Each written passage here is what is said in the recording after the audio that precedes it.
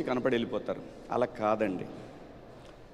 మనం ఈ సినిమా ద్వారా అందరూ తెలుసుకోవాల్సిన విషయం ఏంటంటే,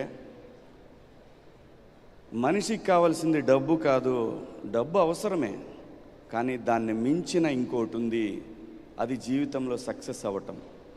అలాంటి ఒక సక్సెస్ కోసం ఆయన పడ్డ తపన నా జీవితంలో నేను ఎప్పుడూ మర్చిపోలేను. ఆ తపనకి 100 times తపన ఆ కొడుకు దగ్గర చూశానండి నేను కళ్ళతోటి. ఎంత కష్టం. దాదాపు 1.5 year నుంచి, అంటే ఒక వరల్డ్ కప్ కొట్టడానికి ఒక టీం ఎంత ట్రై చేస్తుందో, ఎన్ని సంవత్సరాల పాటు వాళ్ళు మొదలు పెడతారో దాన్ని. ఈ వరల్డ్ కప్ అయితే నెక్స్ట్ వరల్డ్ కప్ దాకా వాళ్ళు క్యాంపులు స్టార్ట్ చేసి ప్రాక్టీస్ మొదలు పెడతారు.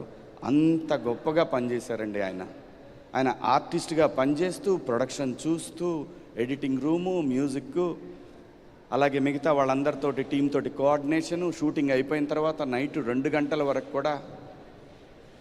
అద్భుతం బాబు, మీకు ఈ హిట్ అనేది యూ డిజర్వ్ అండి. ఇది యూ డిజర్వ్. నిన్న తాతగారి విగ్రహం దగ్గర నేను రాలేకపోయాను, షూటింగ్లో ఉండి చూశాను, లైవ్ చూస్తూనే ఉన్నాను. మీ నాన్నగారికి మీరు థ్యాంక్స్ చెప్పిన విధానం ఉంది చూసారా, ప్రతి తండ్రి అలాంటిది ఒకటి కోరుకుంటాడండి. చాలా నేను అక్కడుండి లిటరల్గా నాకు ఈ గడ్డతోటి నాకున్న అనుబంధం, నేను ఊరు మనిషిని బాబు. నేను ప్రతిదానికి ఎమోషన్ అయిపోతాను. నేను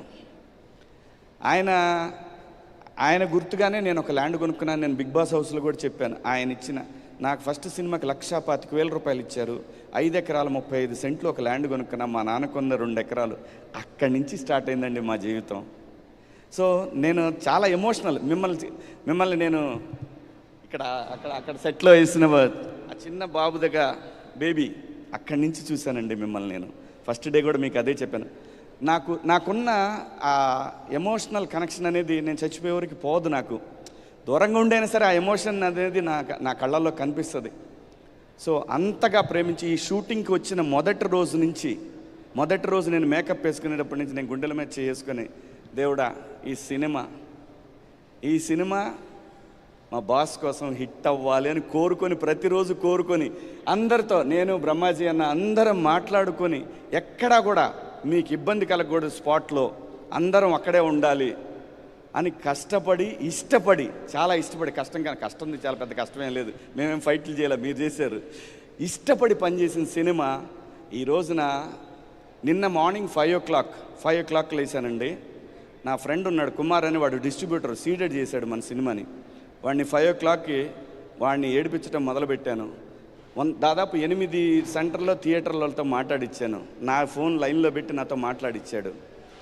అందరూ చెప్పిన రిపోర్ట్, ఇంక నేను ఎవ్వరు రిపోర్ట్ పట్టించుకోలేదు. ఫస్ట్ హాఫ్ అయిపోయిన తర్వాత మన తెలుగు 360 ఒకటి చూశానండి. ఇంకా అక్కడ ఫిక్స్, ఈ సినిమా బ్లాక్ బస్టర్.